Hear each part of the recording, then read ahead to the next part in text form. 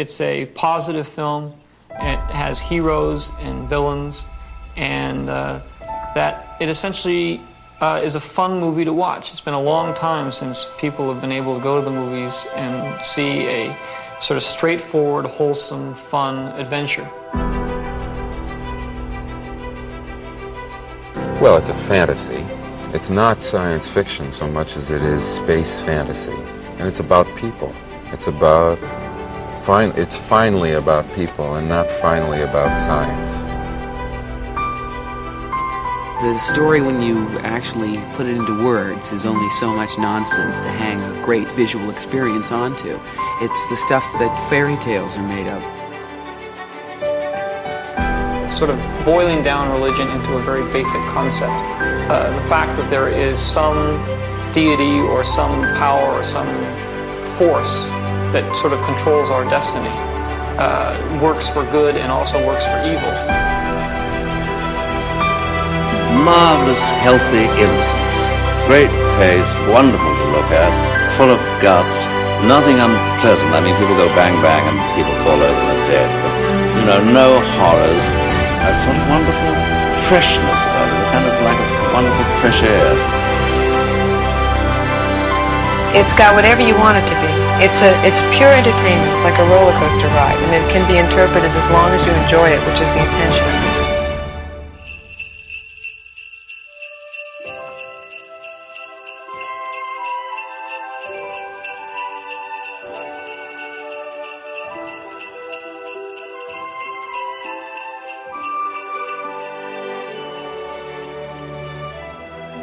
Hello and welcome to a very special Generation Skywalker show. We're having a party. We're having a very special party. It's a tiki party for Christmas, and joining us tonight we've got Dan. Hello. We've got Jez. Aloha. Aloha. Stuart is running around. I think he's doing some last minute Christmas shopping. He's probably at the service station buying some flowers for his wife, but hopefully he's going to be joining us later. But we've got a fantastic special guest tonight, Brandon Giraldez from Beeline Creative, creators of the fantastic GEEKI Tiki range that we're all such fans of at Generation Skywalker. So welcome to the show, Brandon. Glad to be here. You guys pump out some great content, so it's nice to put faces to the names and hang out for a bit. Yeah, it's been a long time coming, and I think it's probably worth just doing a bit of scene setting, really, as to kind of how we got into the tiki thing, where we sort of first encountered it. So I think for me it was probably at one of the celebrations, so it would have been one of the exclusives in the store. Was it Orlando? It was probably Orlando, right? Were you there? It was probably Orlando. It might have been the Rancor. Yeah, I mean, I've always been a fan of the vintage aesthetic. Yep. You can see this is kind of my bar here. Very nice. So you can pick up on the vibe. And when we started doing Generation Skywalker, we had lots of passion. And not much plan, really. I think that's fair to say. We know we wanted to do something, but it was a bit of a kind of free-for-all at the start to kind of bring topics forward and talk about some of the things we want to talk about. And the tiki culture and that crossover with Star Wars and prior to that, Disney was something that I really wanted to kind of table. So I think, it was kind of news to the guys on the show when I wrote this little blog about sort of tiki and what it was and how it had come to be and how it had eventually crossed over with Star Wars and all the wonderful products that you were starting to churn out. I was very impressed by that because you did your research. I mean, there's a lot of nuggets in there you covered things from Don the Beachcomber, Trader Vic, all the way up to what we're doing. So you did your research, and I think that's fun to share when we're developing these products and sharing kind of the history and all of that. So it was a good article. Very good. Thank you. That's great. Yeah. So we always keep abreast with what you're doing. I'm always massively impressed with your enthusiasm and your drive and the kind of way you approach, the fandom, the products. But I think it's worth just sort of starting off with a little bit of your perspective on tiki culture, your involvement in it, how, this has led into a career. Yeah. Well, I've always had an interest in tiki bars and tiki drinks and things of that nature. I think the first tiki bar I ever went to was it was one of those knockoffs of Trader Vic's, but it was called Trader Dick's. And it was in Sparks, Nevada, which is close to Reno, if you're familiar with Reno, Nevada, biggest little city in the world. So there was a Trader Dick's there. That was kind of my first experience getting the tiki mug and the cocktail. I was 18 years old, something like that. But it was my first experience. Disneyland is another one that's kind of always had the tiki aesthetic with now Trader Sam's, but the Tiki Room and all of that. So there's always been that kind of tiki culture within the theme parks and things of that nature.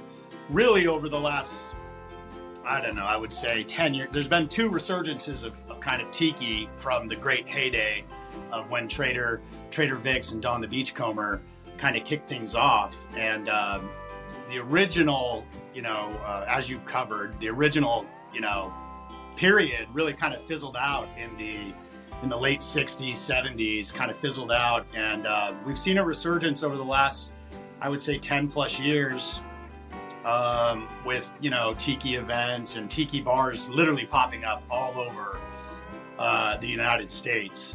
Since we've come out and introduced our brand, we like to think we're a little bit of that driving force. We've turned a lot of people on to buying our products. It's almost like a gateway drug. What is this tiki mug? And then they find out that there's a tiki bar in Decatur, Georgia, or the UK, or London's got Trader Vic's and all that kind of stuff. And so wherever you're from, these are kind of popping up. And then you get into the history of it and the drinks and the cocktails. And what I did was kind of I meshed my love together for what I thought was a cool atmosphere and escapism and all of that with my love for pop culture. I'm just a geeky, I'm a toy designer by trade. That's what I did prior to starting my own company. So I designed action figures for a living. I collected action figures. That's kind of the sandbox that I played in. So when we came up with the line of tikis, it's very toyetic in nature, and it breathes a lot of the stuff that I learned from the toy industry and just being a collector. Yeah, that's great. I think the key word there is escapism. Yes. And I think that's, I think back to the time we've had over the last couple of years and what this vibe does, what this scene does, is it gives you that escape. There's a lot of theatre, there's a lot of colour, there's a lot of romance, and I think just tapping into that, given the last couple of years is absolutely spot on. Yeah, so, great. So I think the timing is brilliant. So what we're going to do tonight is we're going to have some drinks. We've all got a drink with us. What have we got? Oh! It's for the TIE Fighter pilot. So what's everybody drinking? I'm on the margarita. I got a virgin, just because I got to work later on, and I don't want to be sending any emails. Whilst I'm a little bit tipsy, wouldn't be good for business. And that's you don't want to be having one drink out of a Millennium Falcon punch bowl. So I'm drinking a Mai Tai. So it's a Trader Vic's Mai Tai out of my TIE Fighter. Perfect. That is perfect. This isn't very tiki, but it's very British. It's a gin and tonic. I like it. I like a good gin and tonic. Yeah, it's good out of the C3PO. So we're all, we've all got tiki mugs in our Star Wars collections. I don't know whether you can... Yeah, these are some... I'm liking the backdrops that you guys have going on here. I'm trying to get a close-up visual of what we've got going on here. We've put some effort in. Wow, very impressive. This is all Craig's fault. These normally live in my kitchen. My wife actually lets me have them in the kitchen on shelves, but I've moved them in here for tonight. Oh, very nice, very nice. Yeah, so this is our front room, and it's probably the only Star Wars that is kind of permitted. Uh-huh. All the toys are upstairs, but the tiki mugs live near the bar. it all works. Yeah, you've got a very nice mid-century modern theme in yours, which is cool. I like it. It's good. Well, the flat was 1970-ish, Okay. so it kind of works. The lines work, and we've got the divider and kind of making the space happen. So yeah, it's good for us. But throughout the evening, we're going to have a chat with Brandon. He's going to give us some insights, hopefully, into his world. But Santa, Tiki has been and dropped us off some presents. So at points throughout the evening, we're going to do little unboxings, and I hope that we can get some reactions from some of the stuff that's arrived down the chimney, and maybe get some views from you, Brandon, into sort of how some of this stuff originated. So I think first up we've got is Jet is going to open something. Yes, indeed. Now let me move the falcon out of the way. So Santa Tiki has indeed been, and I have the Mandalorian Season 2 24-ounce tumbler. Now, first of all, from a UK point of view, I'm thinking 24 ounce. Yeah, so that's just over a pint. It's about 680 ml or so, which is good enough for two cans of Coke or your soft drink of choice. But first of all, the packaging clearly gives away what's inside, and we'll have a little look at the packaging in a minute, but I'm going to go straight to the product itself because I'm quite excited about this. This is my first Christmas present of the year. Excuse any noise. You guys haven't opened these yet. This is a live unboxing. No? Yeah. This is a live unboxing. All right. So now this is. I'll try and see if you can have a little look here, and we'll get some good pictures online as well to supplement this. But what I have here, and this is what I love about this, because Tiki, as you know, various different shapes, sizes, falcons, ties, various other things which we're going to come on to. But this, for me, this is the one which I'm going to use the most. And the reason, this is like the everyday, everyman tumbler. I can quite easily have this in work, and people would just go, oh, nice. It's one of those things where I can easily have it work. So this is the Mandalorian, as I say, Season 2, Scene 24-ounce cup. So obviously, I've got Mandalorian, I've got Baby Yoda, I've got Luke with the Dark Troopers, I've got from Episode 1, where you've got the Crate Dragon, you've got Frog Lady, bless her, with her eggs, you've got Slave 1, you've got another Mandalorian, you've got the Dark Saber, you've got Ahsoka, but it's the Orabesh around it as well. And I think you call it, what do you call it? Tiki emblems? Tiki, there's something about, so just some of the drawings here. So you've got Fennec Shan helmet, you've got Sam people, you've got the bowl of squids, you've got the bowl of sort of squiddy things going on, you've got the calamari people. So it sums up Season 2 perfectly in a really, really nice. There's loads of detailing on this. There is loads there's a lot of Easter of detailing in those mugs. Yeah, absolutely. You see, you got spiders. And the great thing is, I predict there'll be a Season 3 because if you look at the packaging, there's a trailer. It also shows you that there's a Season 1 as well. So, it's all about the trilogy, isn't it? Unfortunately, now I've got. Unfortunately, there's no advance.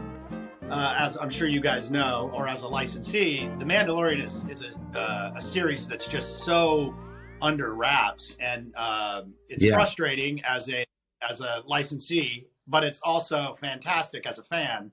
The first time we saw Baby Yoda was when you guys saw Baby Yoda, which isn't typical for somebody that has a license. So Jon Favreau, they kept everything under wraps. So when we saw that on screen, that was our first introduction to that character. And as soon as that show was over, my design team was working on that mug. So when it comes to designing Season 3, we're going to design it after we watch Season 3. And we'll come up with that, kind of the highlights like you just described. It's taking all those little elements. Some some of the tiki mugs, we've done all the big tiki mugs for season 1 and season 2, but not all characters necessarily warrant their own mug, nor may we get the support from our fans for Frog Lady mug. I don't know. So those are types of things where we like to, do a product like this that does more storytelling. And presumably, with a mug like that, there's less tooling and things like that. Not really. I mean, they're all, it's hard to see in the photos, but there is a slight relief to those. It's very slight, but underneath, if you put your hand around the pictures, there's a little bit of recessed and embossed areas that are under the characters of the iconography.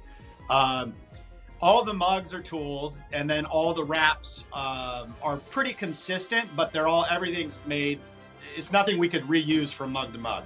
All we're doing is taking the format of a 24-ounce tumbler in a heavier weight material. That's a stoneware material, and we're doing that across multiple licenses. So it's still the same amount of work, but to your point, it's an everyday drinkable item. Yeah, completely. So you've got Boba Fett there. The detailing, whilst this is going on tonight, I'll be like, oh yeah, look at this. So I love the intricacies of this and the detail. And as you said about the relief, there's a grip element to that, isn't it? So this is going to be the one I think. Yeah, I'm going to use more than any of the other ones in my collection. I think just because it's that everyday. It doesn't need to be tiki, does it? I could have squash with this or what have you. You could put cereal in it. You could do whatever you want. It's a fun one. So, and the colors are really nice too. I don't know if you're really seeing them on the screen, but the nice purples and the blues and the gradients is something you can't normally do on a traditional mug. Tiki Santa, thank you very much indeed. Merry Christmas. Fantastic. The first one's open. Brandon, we know through the research we did that Beeline, and correct me if I'm wrong on this, the first product out of the gate was the beer steins. Is that correct? Not necessarily. That's the first drinkware that's the first Star Wars product we did. Yeah. So we've done action figures, we've done bobbleheads. I really started my business doing bobbleheads. So that's kind of where the start of the business came from. I brought a couple of the beer steins down here. I'll give you a little history if I don't want to bore everybody. The beer steins was an idea that I had when I was a kid. I collected, fun stuff. So I saw this Budweiser beer stein, which was Budman. I don't know if he was popular in your neck of the woods, but probably not. But this was a mascot for Budweiser in the 70s. And I really loved this mug and how the head hinged. And when I was a kid, I used to put bubble gum in it, and it was sat on my shelf, and I thought it was really cool. So this always stuck with me. It was always something that I had kind of on my shelf.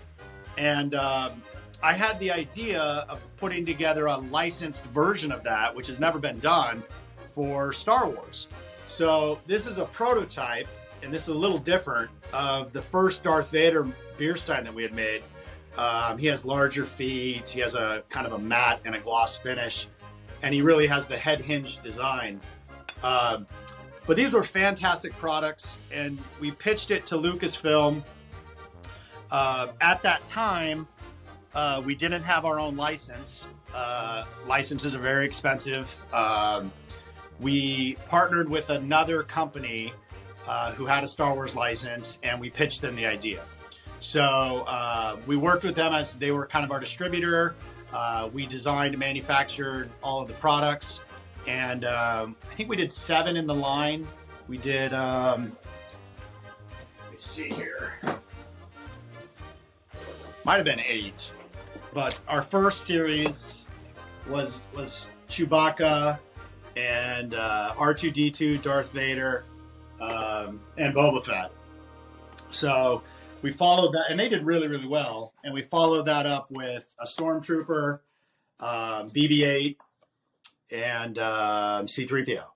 So those were fun products. But what we learned was to collect 7, 8 mugs, and we did Kylo Ren. We might have done a couple other ones, but what I learned was people were buying them during the holidays as gifts because it was an expensive purchase. I mean, we're looking at the time, $50-$60 a mug, and to invest in 8 mugs, that's a chunk of change for most people to spend. So, and it took up a lot of shelf space. So really the Tikis came out of that, where it was, is there a smaller version of the mugs that we can do at a cheaper price point that we could sell year round? And we brainstormed some ideas, and me having a love for Tiki and Star Wars, we put together a concept, and I didn't know if it would work. I honestly didn't think it would work because Lucasfilm, there's people that have mashed up their characters, Funko, etc., over the years, but to do what we were doing was very kind of unique. And usually Lucas or Disney, they want to see success across other licenses before you sign a license with them. So having the first license we ever signed and was Star Wars is crazy. But that's kind of where we built the brand with Star Wars. And this stuff's out there. It might be in your article, but we made a prototype of Darth Vader, and I took it to Comic-Con in my backpack and got it in front of Lucasfilm, and they said no. They said, well, we can't do Darth Vader, but we could look at like tertiary characters. And I was like, well, you can't do this line without Darth Vader or Chewbacca or Stormtrooper, etc. I got it in front of them. They liked what they saw. We had to make some changes, and we've been off and running ever since. So it's I can't even tell you how many Star Wars products we've made, at least 100 and something mugs. But yeah, it's been pretty crazy. And then we took that footprint and applied it to Marvel and DC and Golden Girls and you name it. I mean, Doctor Who, all of it. Yeah, Walking Dead. We just came out. We just came out with one. Yeah.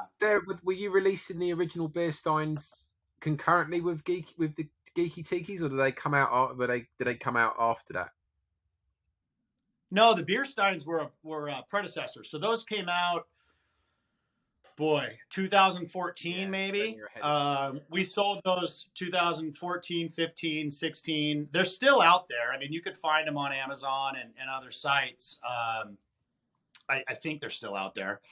But the Tikis came afterwards. So the Tikis we pitched in, I want to say 2014. We started making them 2015. We launched them on May the 4th. It was either the 2015 or 2016. You guys probably know more than I do. Might have been 2016. But we had the concept and we did the development a year or so prior. Very good. Did any of these ever get, if any of these have ever landed in George Lucas's hands? Has he ever been seen with a Tiki mug? I get the impression he's I haven't seen George with one. Jon Favreau has them in his office, and he did a spot on Good Morning America recently, last year, whatever. And to have 3 of our mugs on his shelf with him sitting in front of them was a pretty good highlight for me. Yeah. So I know he's seen them. I know he's a fan of them.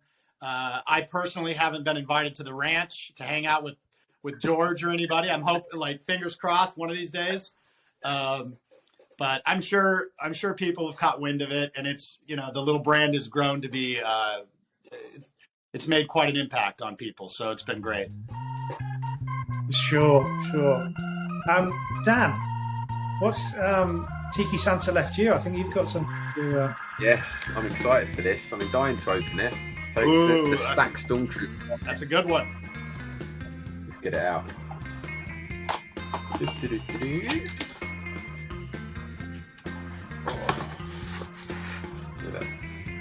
Now, but there are 2 different versions of this I've read. Is there a matte version and a glossy version? The matte version was exclusive to our website and conventions. Right. So that's what we sold that one at San Diego Comic-Con this past July, and then we sell it on our website. That one's a limited edition.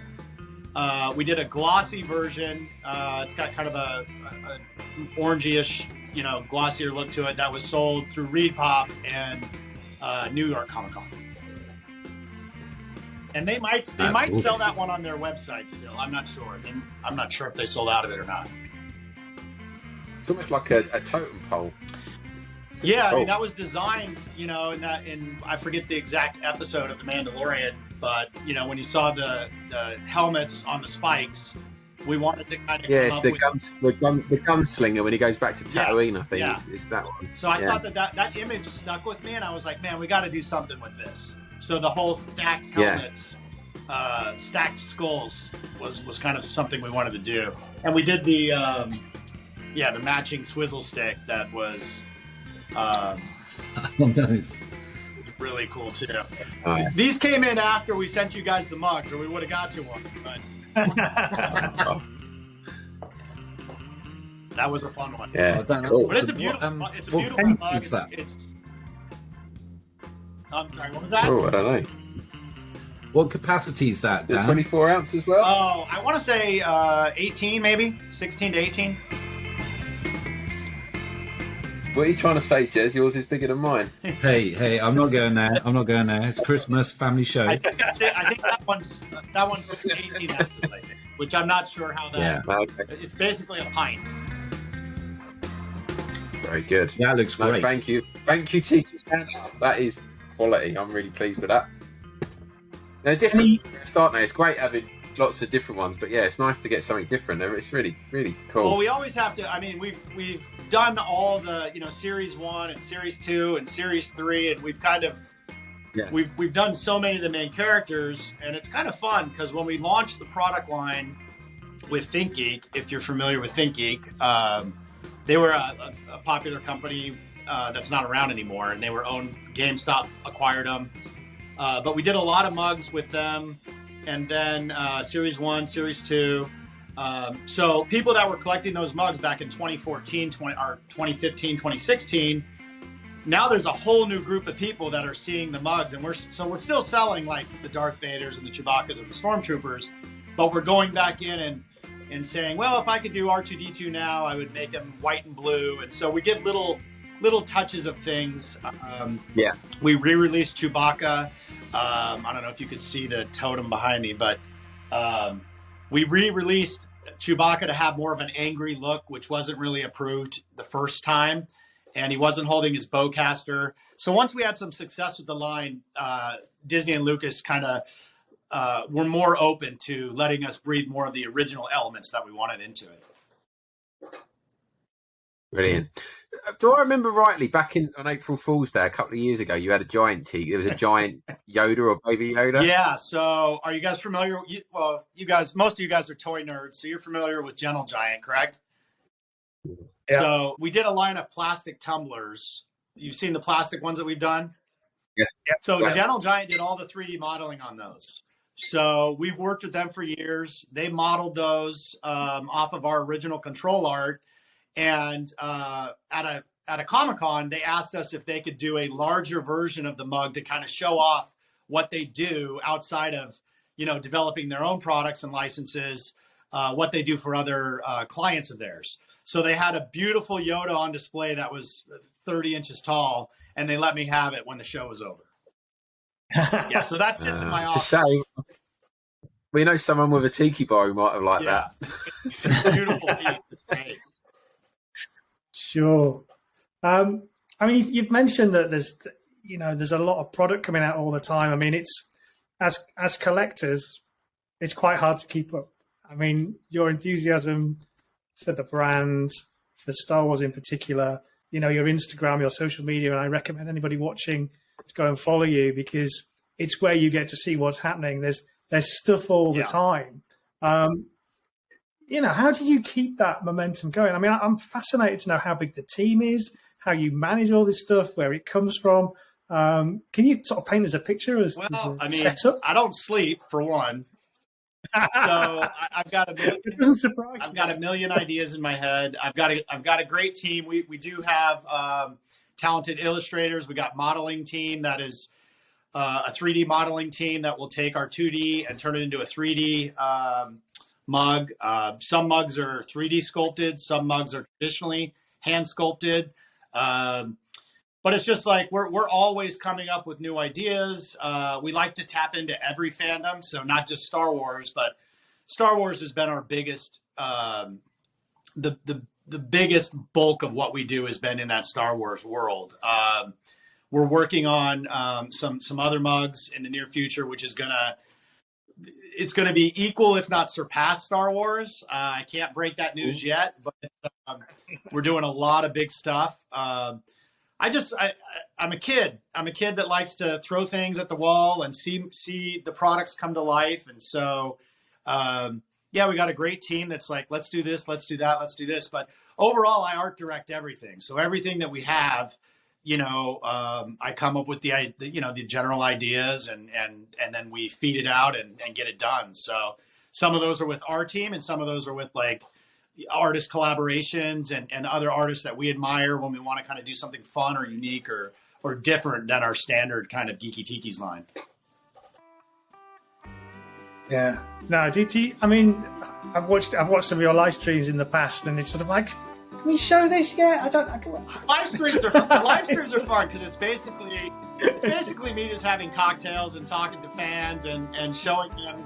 Why not? It's like I'm the owner of the company, so let's just if we want to show something a little early. The problem is we like to give sneak peeks, but over the last 2 years especially, you show something and then with delays with COVID or global shipping crisis or whatever, things get delayed sometimes. But we've got a steady stream of product that's coming in and that we're excited to launch.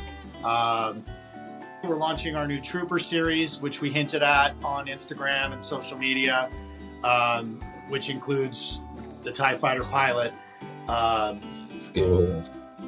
So that's going to be a series. I'll just show you guys a couple more, but this is our second iteration of the Stormtrooper, which is basically the same design, but we wanted to give it the black and white look to it. We've got our Royal Guard. That's the one.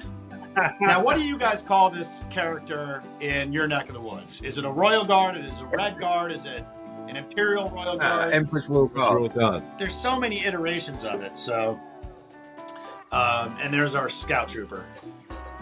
Yeah, that's a good one. And the Emperor's Red Guard. We have the. So your Emperor's Royal Guard. Oh. We have the skewer, so you could put a skewer stick, or you could put a swizzle stick or something in his hand, which is really cool. That's a nice Trying touch. to emulate his staff. So that's fun. So here's one that I remember seeing quite early, and it seemed to take a while to get into production. I haven't opened it. I'm going to open it now. That's a beauty. It traveled a long way, so I hope it's in one piece. Well, we can do some smart editing if it's not. When Craig was drawing, who was getting what? It was a toss-up between the stacked Stormtrooper helmets and that. Did you guys do drawings for it? Oh yeah. Yeah, we put all our names in a spinny wheel, so it was the look of the Tiki gods. So I was very pleased with this. Yeah, open that bad boy up. That was released Star Wars Celebration. It was a pre-order though. We had it in person in San Diego. Yeah.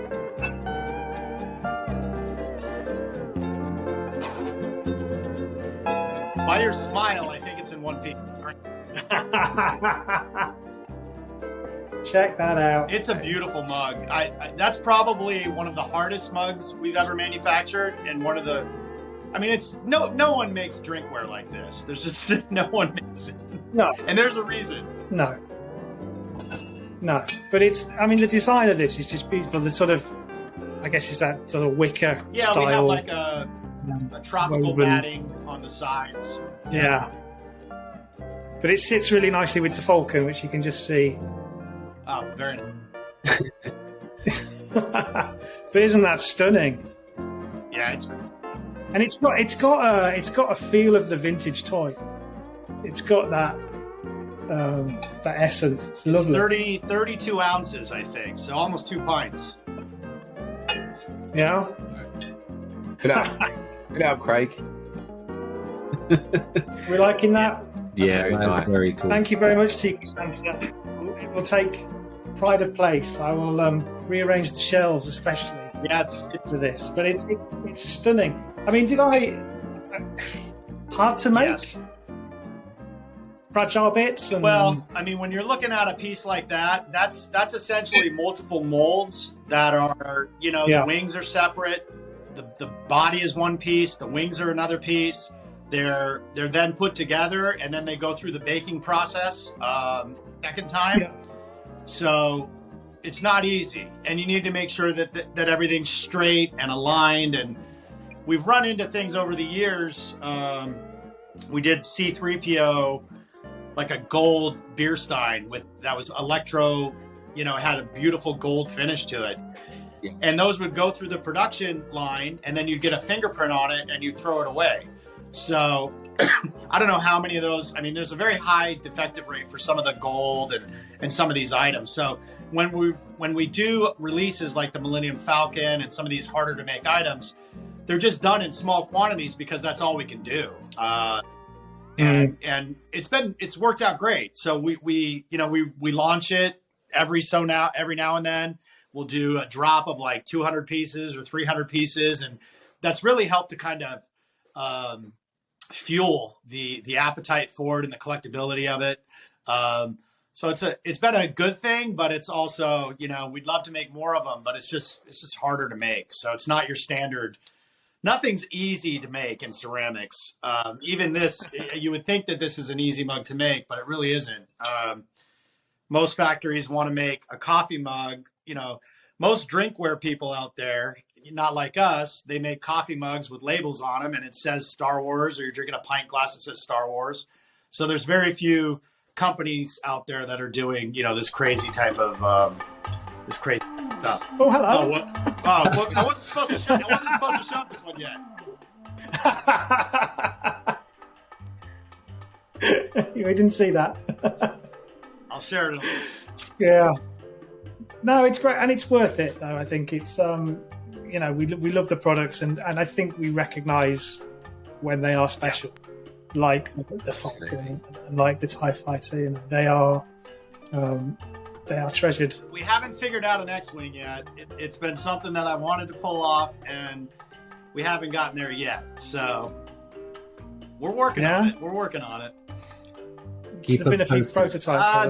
No prototypes yet, but we've got concept sketches. But it's just some things look good on paper, or they're just harder to pull off in production. So it's hit or miss, on some of these things, on these bigger items. So like the Millennium Falcon, for example, when I first developed that, it was probably twice the size, and it had a cone in the middle that raised up that you could put liquor in and light it on fire.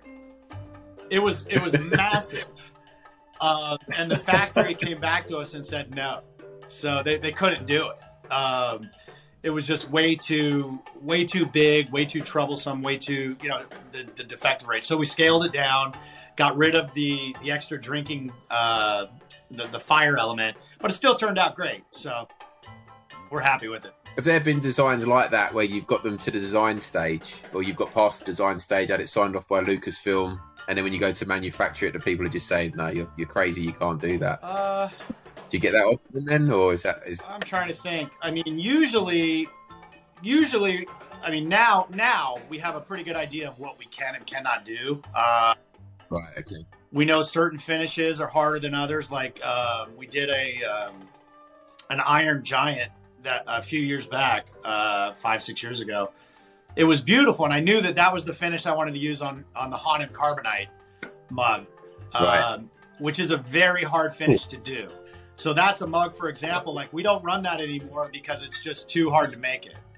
The finish is too hard. So that's a prime example of one that we won't run again because it's just too complicated. But you never know. You kind of, sometimes you get something approved, you make it. Sometimes the glaze or the color doesn't translate as well, so you go another direction. So, but Lucas has been great. Disney's great. They work with us on, they understand production issues or if we have to steer things in another direction. So it's been a good relationship for sure. That's Yeah. great. Sorry. Is it carol singers? You'll have to edit it. You'll have to edit it, right? It's the hula dancers he ordered. Keep Brandon talking. I mean, we talked a little bit about. He's going to show us more exclusive stuff accidentally. Yeah, no, don't worry. Don't worry. I mean, one of the things that, you know, I wanted to touch on is the artist series, because, you know, you're elevating these things into pieces of art. I mean, I know I'm very familiar Craig, with... what are you saying? Craig, they're not all pieces of art? What are you saying? Well, I'm thinking price tags, right? So I've been to Shag's store in Palm Springs, so you know, they're just up another level, aren't they? Yeah, he's great and the perfect partner for this. I mean, is he somebody you know, or did you approach him? I mean, how did that come about? Yeah, there's a couple of really good articles out there. I know Lucasfilm did a interview with Josh and I. His name's Josh. His real name, Josh Agel. I met him at one of these, you ask about tiki culture. So there's a show that's been going on since probably 2001, 2002. It's an event called Tiki Oasis. And so it started out in Palm Springs. It was there for maybe 4 or 5 years, 2001, 2005. It's been in San Diego ever since. I started going 2015, something like that. We had a small booth there. With me and my team. I met Josh at one of those shows. So I went up to Josh and I said, hey, we do the GEEKI Tikis. This is my story. So he's got another version of the story.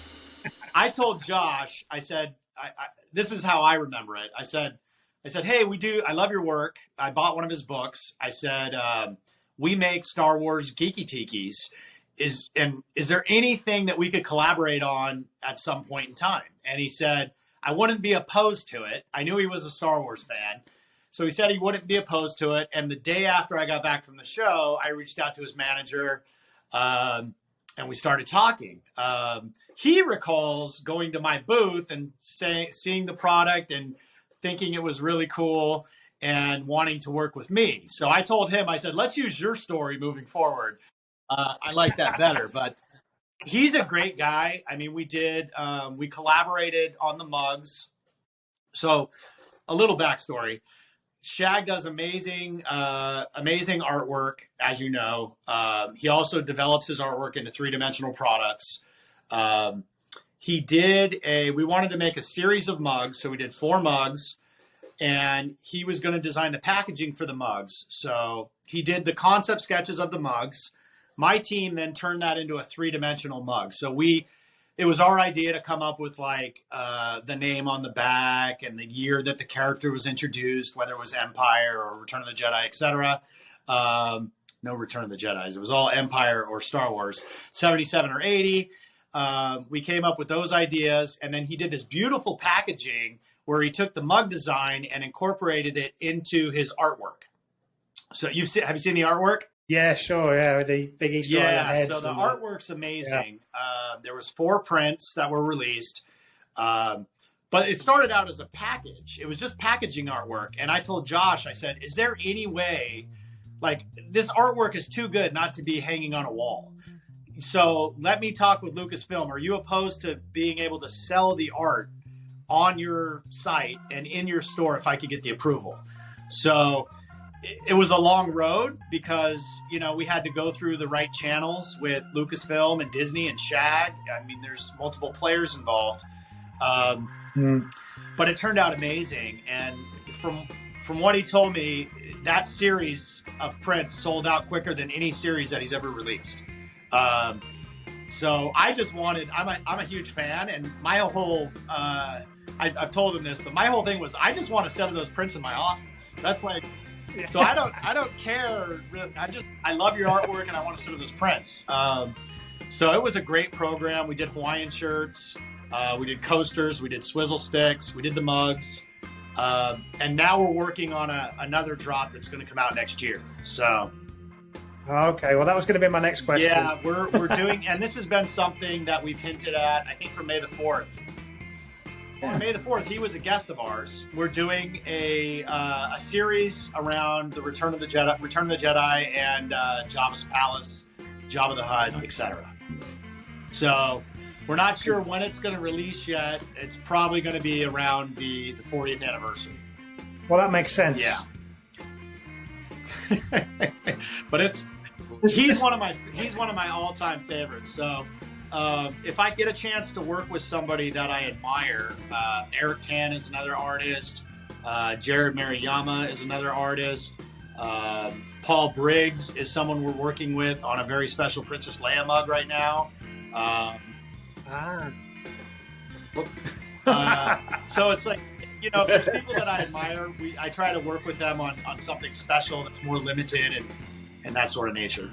It's great that you get to do this and sort of take it in these directions. I just think it's, you know, for us, it's fascinating to see the development and see these collaborations. There's something I want to ask you about, Sure. Okay? So this thing. Yes. This is a really deep cut, isn't it? What's that? The soap dispenser? This is a really deep cut. So this is some packaging. Yeah, of course. I mean, we got the idea. Yeah. Yeah. I love the package, and I have to give credit to Lucasfilm on that one, because our PD person reached out to us and said, if you want to do something more fun with this, since it's a throwback and it's more vintage, do it. And she actually sent me the other item that you're holding, the R2 bubble bath, or it was a bubble thing, right? Bath bubble? Yeah. Bubble bath. She sent me a picture of that. Her name's Teresa, but she sent me a picture of that, and we just ran with it. We took it. We basically used that same packaging for the Star Wars arcade mug. Yeah. I mean, when I saw that, I thought, how is that on their radar? It's such an obscure sort of, you know. It's very obscure, yeah. Very, very obscure. Obviously, you know, hails from the UK, from that very special era of early Star Wars. It's not as obscure as it's the tape dispenser, right? We haven't done anything in that. There's time. I need to talk to you about those L-Stream mugs as well. Did you see those? So we found there's a behind the scenes shot of Harrison Ford. Oh yes, at L-Stream Studios. Yeah. So we found there's another one of Billy D. Williams with a similar mug from the era that I'm trying to track down. And if we can find a third, what a great little gift! Oh, yeah. But those were only seen in the behind the scenes footage. Yeah. Nothing there was used on camera or anything. No. But we've created a bit of a market between us, I think, for these. These 1970s mugs from Staffordshire. Yeah, that's you have to be a diehard in order to buy those stuffs. There was a picture online the other day of somebody's prop replica of Han Solo's blaster, and inside the case, there's one of those. Oh, that's awesome. That's very. Yeah. Prices are going up. So I don't know how Stuart's doing. But he got the dewback. Oh my gosh! So he looked out on that one. But is there anything you want to tell us about the dewback? I mean, is it the biggest? I mean, it's certainly. I mean, the Bantha's pretty big. The Bantha and the dewback. I think the Bantha and the dewback are both around 64 to 72 ounces. They're massive. So it comes to a point where we're just trying to come up with. I mean, outside of our core line of products. We're trying to come up with the craziest, wackiest products that people want to see, that I want to see on a shelf, really. It's got to be a big shelf for those items. But the dewback was a fun one. The Bantha was a fun one. The dewback started out with, that one comes with the Stormtrooper. The Bantha was originally a Tusken Raider. And we designed it with a Tusken Raider before the Mandalorian episode.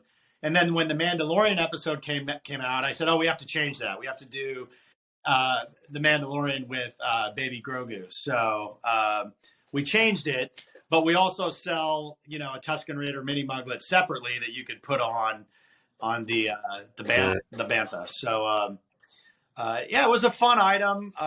It's really out there. Dewbacks have been, I've always loved the creatures. We've pretty much hit on a lot of creatures. We still haven't, the Sarlacc's one that people always mention to us. We haven't released a Sarlacc pet yet. I'd like to do a Sarlacc pet. Some of the other creatures we've explored, we've done concepts of, but we haven't. Those are the big ones. And the Sandcrawler is the latest, not a creature, but that's the latest kind of big punch bowl that we've developed. Nice. Well, I think we were gonna pitch a few to you, weren't we? Yeah. And when I say this isn't. I'm not saying this just because I want something big. I honestly want you to make this. I want a Star Destroyer. Okay. Yeah. If people do Millennium Falcon, I love the Star Destroyer. 100%. Well, yeah, Star Destroyer is definitely up there. There's a want for that one. There's a want for the X-Wings. We just have to figure it out. So it could happen. It could happen. You know what you said about the original Falcon with the concept having the thing in the middle where you could set light to it. Well, you could have that on a Star Destroyer, couldn't you? With the two big sort of radar spheres at the top, at the rear, they could be some sort of big flaming. Oh yeah, I can imagine it now. Not as well as you, but that would be good. Definite. I think so. Yeah, if we could pull off the production, that could be a new release.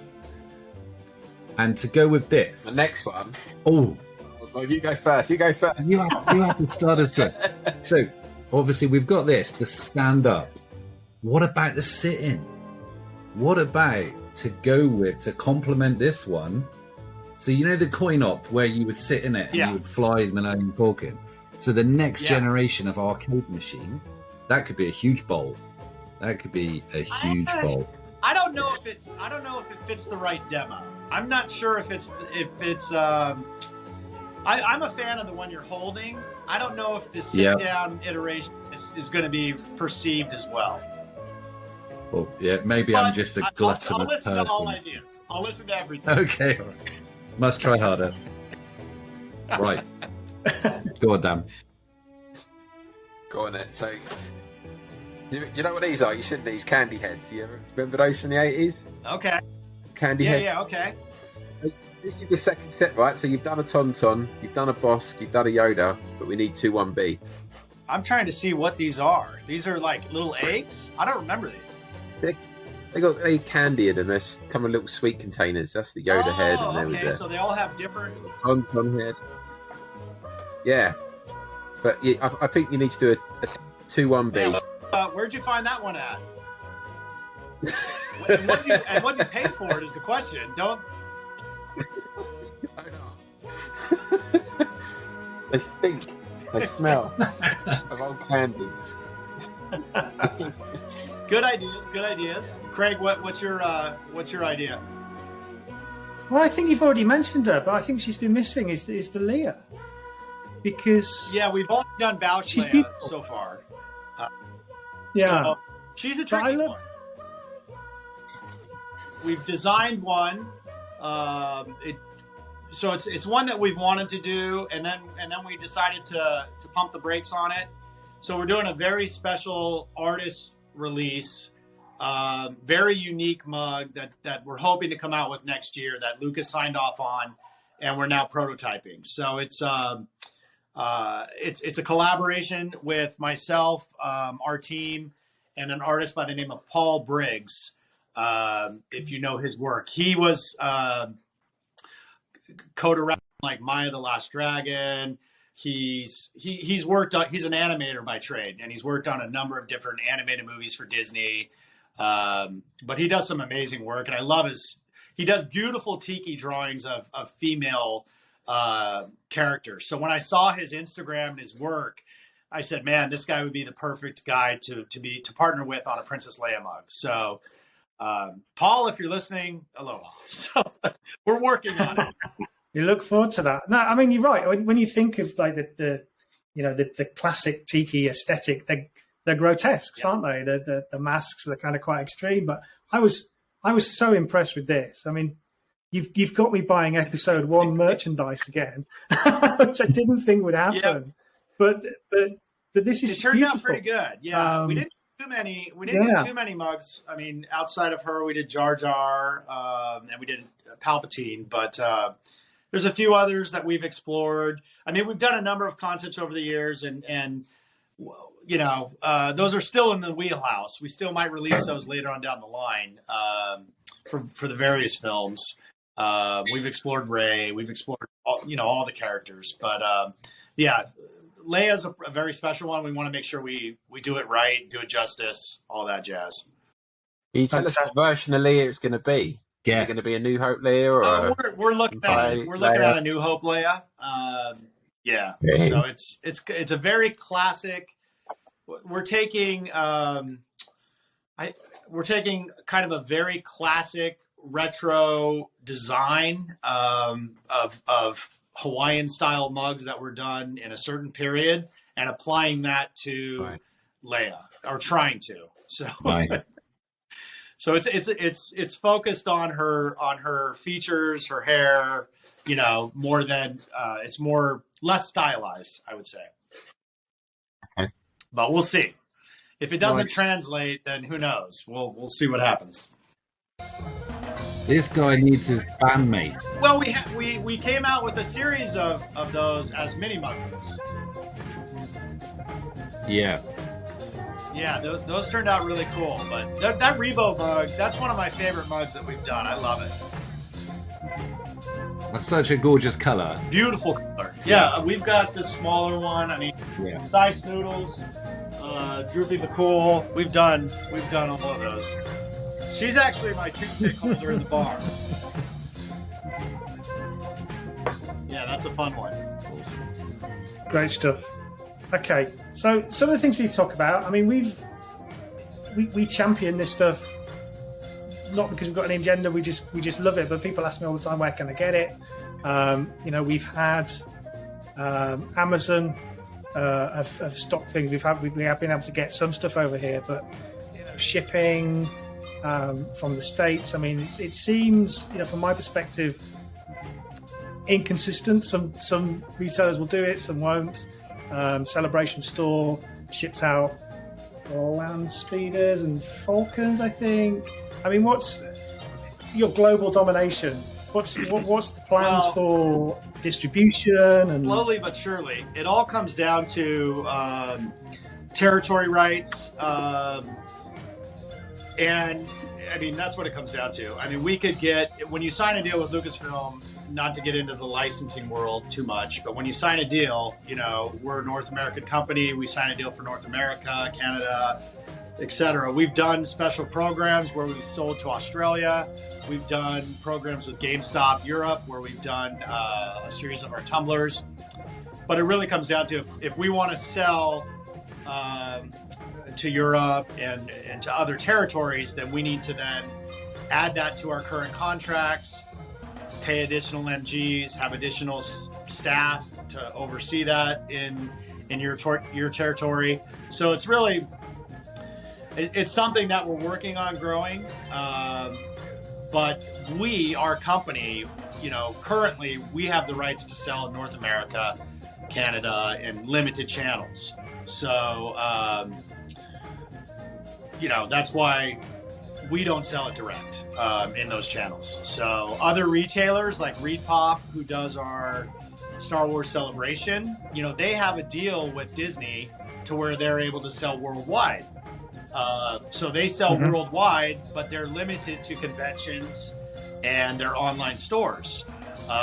So when we do a deal with ReedPop or Star Wars Celebration, we'll sell them the mugs, and then they could sell the mugs. They could distribute those mugs all over the world. But it does. I mean, it comes down to expense. It's very expensive to ship to, you know, there's reasons why, unfortunately, we only ship in the U.S. Certain licenses, we have the rights to ship worldwide. Other licenses, we don't.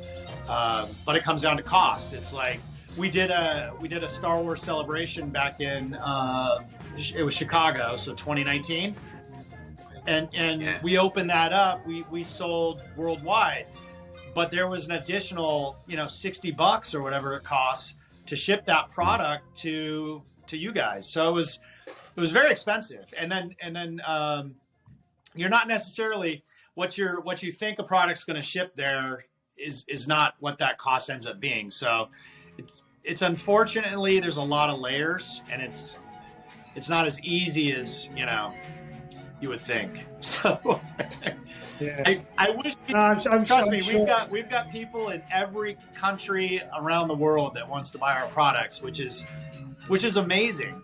But it comes down to the logistics of it. So yeah, sure. Any plans for celebration in London? Unfortunately, what's going on here? Hang on 1 second. Unfortunately, we're not going to be going to London this year. Next year. We talked about it, but we're not going to be going. It's a very expensive show.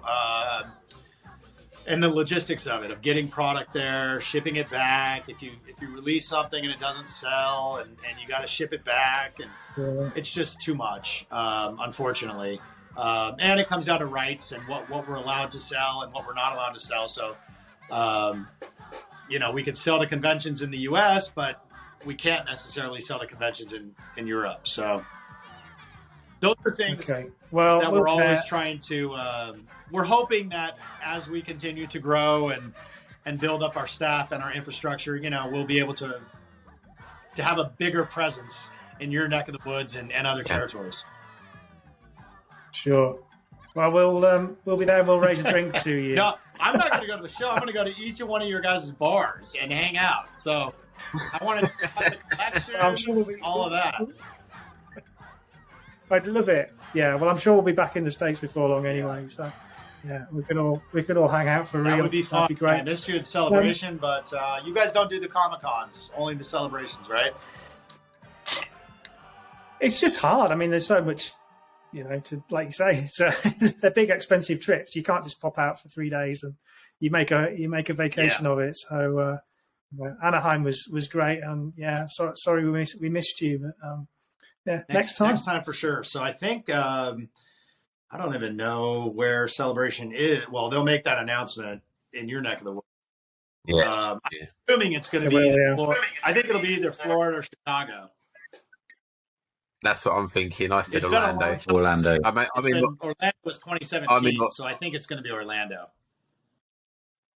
And they did back-to-back Anaheims because of the 40th anniversary, I believe is why they did the back-to-back, which they usually skip a year, international and domestic, but we'll see what happens. It makes sense for them to have it where the parks are, doesn't it? It does, yeah. Right. Well, we've got a little bit of time left, I think, and we thought, if you're up for it, we'll give you a little bit of a rapid fire round, unprepared. Do it. I got a handful of mugs here too, if you want to see them. Oh yeah, let's do that. First. So I shared this one. Yeah. Cool. Look at that. It's kind of hard to see in here. That one turned out really, really cool. We're excited about that. Cad Bane, we've got. Oh yeah, I saw that one before. Yeah, it looked very nice. I've hinted at some of this stuff. Yeah. DJ Rex is one of the most sought after, I believe, in terms of.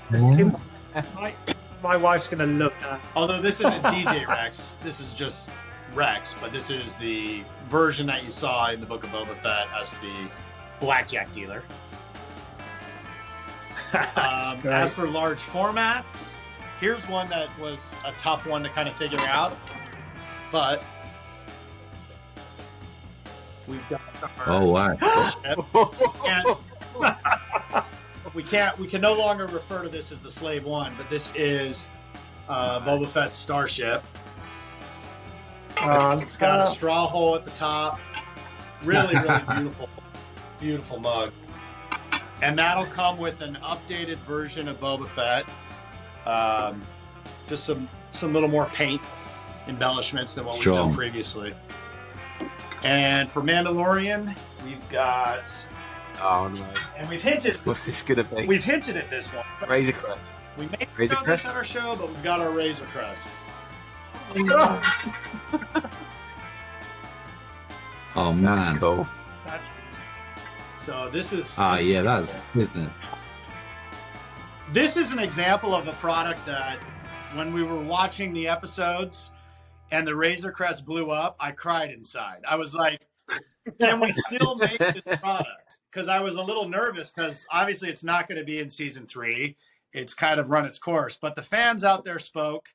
And, you know, we see the stuff that comes out from other partners, whether it's, you know, Hasbro and what they're doing. And so it's one that we thought, let's continue. Let's move forward with it. I think we'll have a good run at it. So the Razor Crest will come out next year. What do you know when next year? Have you got any timelines on any of those? I think we're aiming the Book of Boba Fett and the Mandalorian around season 3. It'll be next year. Okay. They haven't announced. I don't think they've announced when season 3 of Mandalorian's coming out yet. So we're waiting as well to see kind of when the best launch period is for that. So we like to theme things, you know, with the launch of the series or an anniversary as much as we can. But, you know, as things, sometimes you just never know. And sometimes things are delayed, like whether it was COVID or whatever. So that's why some launches have kind of been pushed out, or we've brought some in, but we're always doing new stuff on May the 4th. We're always trying to do something new on Black Friday, at least in the US here.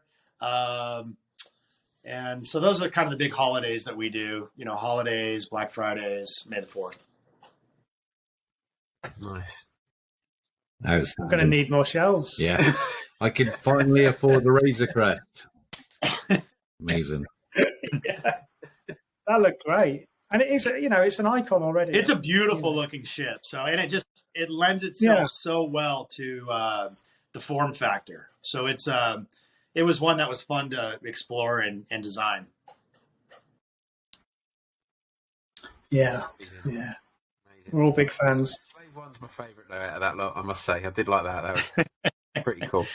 I'm going to call it Slave One. The Razor Crest will hold a bigger margarita though, if that's your thing. So.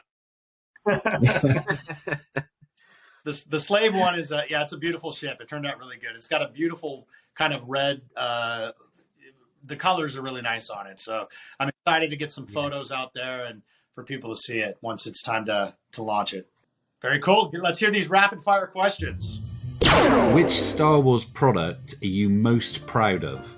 Probably the Shag series, just because I'm such a big fan of his artwork, and to be able to bridge the gap between our company and an artist of his stature, I think is really, really cool. We're spreading the word of Tiki. We're getting the culture out there. Now, when it comes to a Tiki party or a lua thing, what Tiki Christmas tune does everyone need on their playlist? Oh, Meli Kalikimaka. I mean, come on. Okay. With regards to your Tiki mugs, what's the most unusual alternative use you've seen for one of your mugs or bowls? Well, a lot of people use them for food. I mean, we've seen every type of chili and cereal, and I mean, kids eat their cereal out of Millennium Falcons. I think it's the coolest thing in the world. We've seen them used as for plants, you know, little plants and flowers and things like that. So I think I know I've seen some weird stuff out there, but I've seen some weird food applications. But I would say whether it's some sort of chili or I don't know, there's some creative people out there, I will say. Star Wars character, what's the one you'd really most like to do but haven't yet? Oh boy. Well, I would say the ones that I'd most like to have done, I've already done. Boy, I mean, I think we've done the majority. The Princess Leia one is high on our list. My personal favorite is Chewbacca. I just think he translates so well, whether it's a mug or it's a 10-foot tall totem. that I've got back here. So that he's always been at the top of my list. Right, so we're on our way over. We're coming to the next celebration, be it Orlando or wherever. We've got a couple of, spare dollars. What's the best tiki bar we should visit next time we're over? Well, in Orlando, there's not too many. If we're saying most of the great tiki bars are in around Los Angeles, Orange County. Some of my favorites, my favorite tiki bar in the world is Tiki Tea. That's in Los Angeles. It's been there since 1961. They just celebrated a big anniversary, 60 plus years. So Tiki Tea is a great one. San Diego has a number of tiki bars that are fantastic. False Idol is one. San Francisco, Smuggler's Cove. Chicago would be Three Dots and a Dash is my favorite tiki bar. Orlando, I would go to Disneyland Polynesian Resort, and I would go to Trader Sam's. That's a solid one in Orlando. That's a handful. That's a good list. We're prepared to travel for tiki. Now, with regards to licenses, franchises, which one do you think you'd most like to work with next, or haven't done yet? What would be your sort of holy grail of franchises after Star Wars? It's coming. It's coming spring of 2023. So we've released some mugs in other territories that have not been released to the U.S. that people have been itching to get their hands on. So those mugs are going to be released next year, in addition to hundreds of other mugs. So it's a license that is, I won't say too much because we haven't made the announcement yet, but it's very close to Star Wars in terms of, characters and products and fandom. How many years away from a Funko style experience store are you? Oh boy. Well, one of my passions is I don't want it to just be a store, but I want it to be a bar. I want to build an actual GEEKI Tikis lounge. Has always been something that we've wanted to do. We had a store. I don't know if you guys know this. We had a store in Hollywood for about 8 months pre-pandemic. So we were in the heart of Hollywood, and we had that's where a lot of these props come from. I've got giant props all over our bar. But we had a store for 8 months, which was an experience, and we would do releases there, and we would do drinks. So it was like a sip and shop to where we do parties every now and then. And I would show up with my team. We'd have Mai Tais. People from all over the U.S. would come to the parties, buy a new mug, get a new release, have a drink. So that was fun. So we learned a lot from that. If I could do it again, I want it to be the reverse. I want to have a tiki bar lounge with a small store that you could only get those products at the tiki bar, the tiki lounge. But that's something that's on our wish list. It's something we're working towards. Well, best of luck with that. You guys want to be investors? Let's do this. Amazing. There's not too many tiki bars in your neck of the woods outside of Trader Vic's. What else do we have? They are few and far between. So yeah, the market's wide open. Come on over. Sounds good. Sounds good. What's your favorite cantina alien? Man, that's a tough one.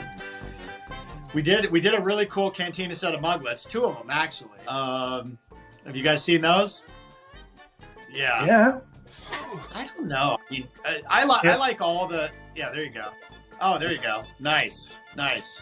Well, you can't say Greedo. Greedo's kind of too normal. I don't know. I like them all. Hammerhead is always a fun one. He's just so unique. I'd like to do a full-size Hammerhead mug at some point. Yes. Muff Tack is great. I love the eyes. Yeah, a lot of these characters are really cool. So we're friends with, if you know the guys at Regal Robot, Tom Spina Design. They did an amazing spot years ago. I don't know when it was, for Super Bowl or something, but where they recreated a lot of those characters to match the original movies, and it was just so cool. And I got to visit their offices a while back and see the life-size muff tax and all that stuff. So there's those, anything that's really weird, that's kind of what I gravitate towards.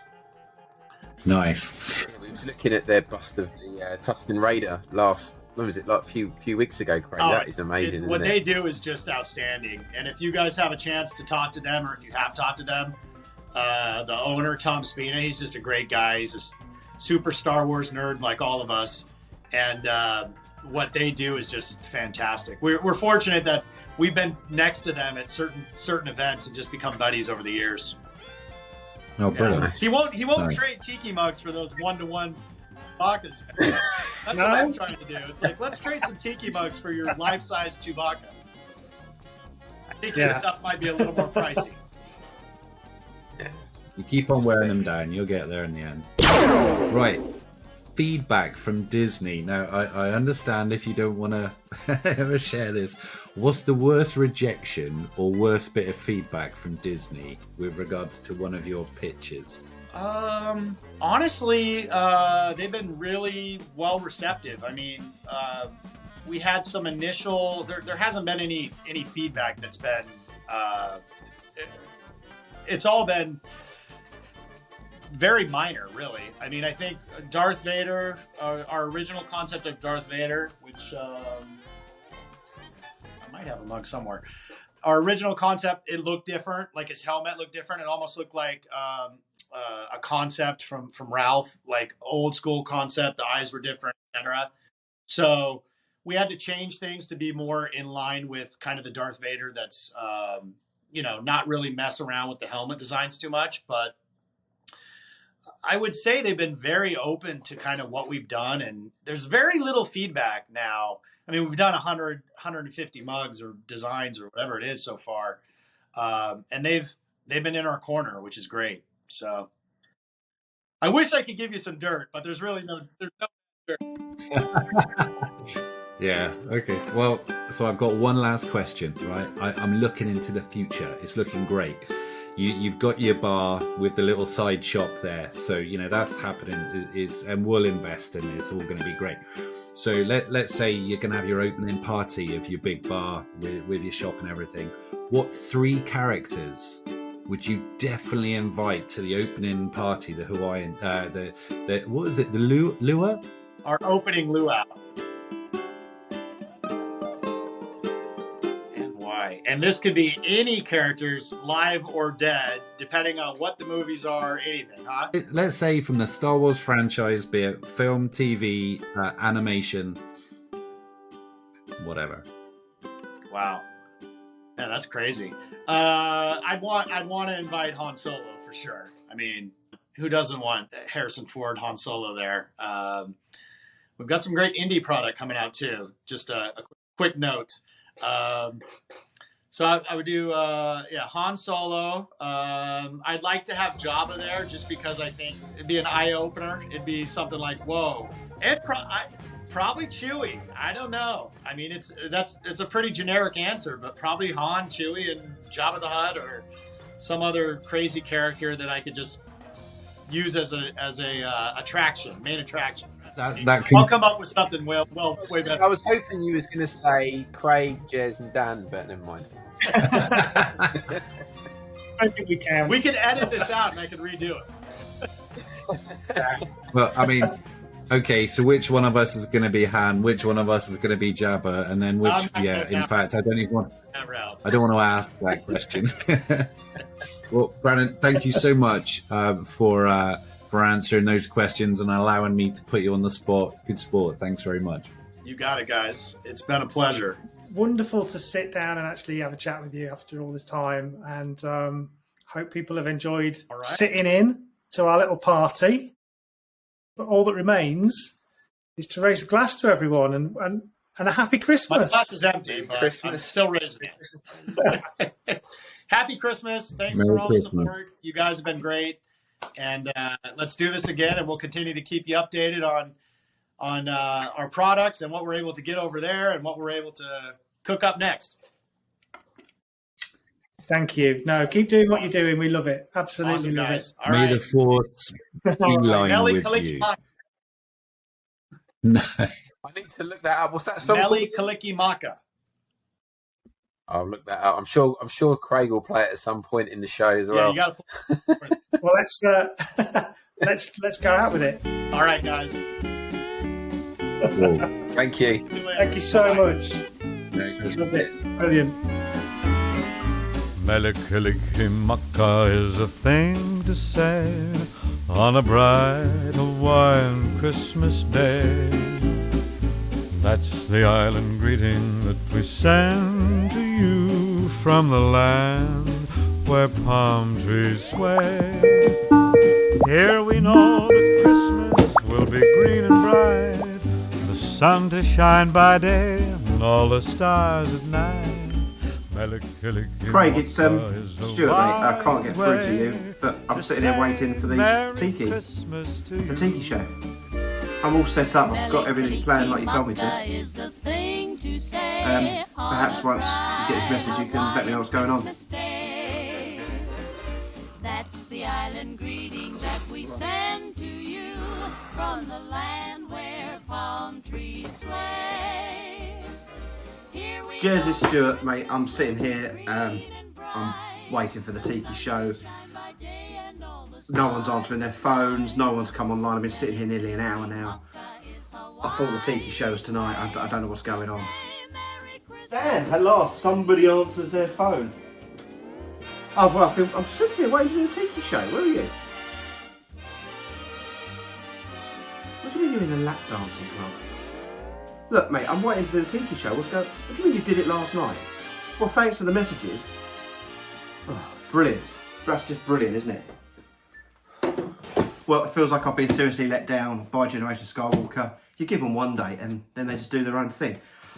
We were absolutely ecstatic to have Beeline Creative come on the podcast, show us some new stuff, which I think you've seen, recorded last night apparently, and seen some of the stuff that they produce and some of the stuff they sent us. I know the other boys did some unboxings. Now, I was lucky enough to be sent this one by Beeline. I love a dewback.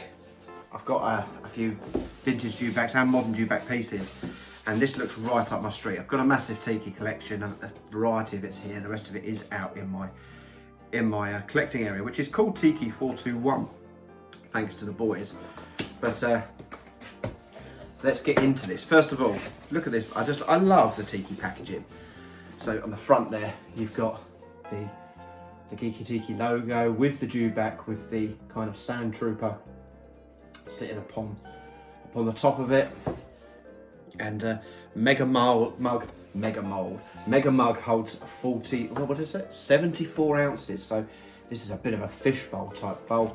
You've got this beautiful Star Wars logo on the top, and on the bottom you've got the Tiki logo. Side view of it, face on. That's both ends. And then on the back, I love this. So they use this image on things like the Beeline Creative page, and there you've got the dewback full of a cocktail, straw sticking at the top, the stormtrooper on the top, and then it's got more of the stormtroopers around its feet. And it says on there, "Aren't you a little short for a stormtrooper?" Well, yes I am, and a little late for the unboxing. So let's get into this, because I do love these. Love a Tiki. But the problem is, I know that I bought these ones. Craig got me these when he was out in Celebration. These are the Cantina aliens. Anyone that knows me knows I love a Cantina alien. So I've got a funny feeling that when I open this, it could just give me the absolute desire to go and buy more Tikis. I mean, I buy other lines as well when it comes to Tiki. But let's get into this, because this is a belter by the looks of it. Straight away, I love the mini muglets. So in the land speeder, you've got Luke and R2, and I've got a mini Vader there, mini Biffa Tuna, which came with a Jabba mug, and I've got a few other of the minis. They're nice. They're nice. Christmas time, a nice little Advocar if you're in America, eggnog, that kind of drink. This is brilliant. I love this. This will be my chosen little mug for my Advocar on Christmas Eve this year. It's belted. He's got his rifle. I must admit, I think they're getting more and more detail into them as we go now. But that is a beautiful, beautiful little mug. Let's stand in there. Hello, Rebo. Perhaps that's why they didn't want me on, because oh, look at this little fella. Wow, woo! Look at that. I love all the tiki design that they put into these things. But that is brilliant. I mean, his face is just sensational. See, his reins are on there. Oh, I mean, his nostrils are done in that kind of tiki swirl design. He's got a little tail on the back. That's a big mug, you know? Look at the size of that. If you're having a drink from that, that is going to be full of something this Christmas. That's a great Pimm's mug, I think, for the summer, when you don't want to keep getting up because you down it like a soft drink. But that is a thing of beauty. It's very much in the design of things like the Jabba, which I think I brought Jabba in. So there's Jabba. It's not as big as the Dewback, but it's got that same kind of. I mean, their stuff is just amazing. Their creativity and what they put out is just phenomenal, and they just nail it time and time again. This is absolutely exquisite. Actually, it's quite nice because so things like the land speeder, these just sit on like a raised platform. But this has actually got on the top of it a little holder. So actually, if you had a drink in there, you can have yourself a little chaser in there. I love that design. It's the first time I've seen that on the ones that I own. But that kind of design is brilliant. Really, really enjoy that. But yeah, we love a tiki here on Generation Skywalker. Beeline Creative, you are doing a fantastic job. We want more. We want more. I mean, I haven't actually used this one yet because I don't know what to put in it. But when you just look at them, I would love to be in a Beeline Creative meeting when they're discussing what shall we make next, because everything they produce is out of this world. Great work, Beeline. You're nailing it. Jez, Craig, Dan, thanks for being mates and letting me join this show.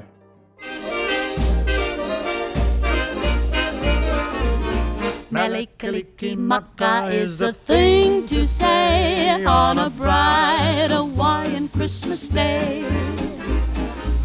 That's the island greeting that we send to you from the land where palm trees sway. Here we know that Christmas will be green and bright, the sun to shine by day and all the stars at night. Melikaliki is a wise way to say Merry Christmas. a very Merry Christmas, a very, very Merry, Merry Christmas to you.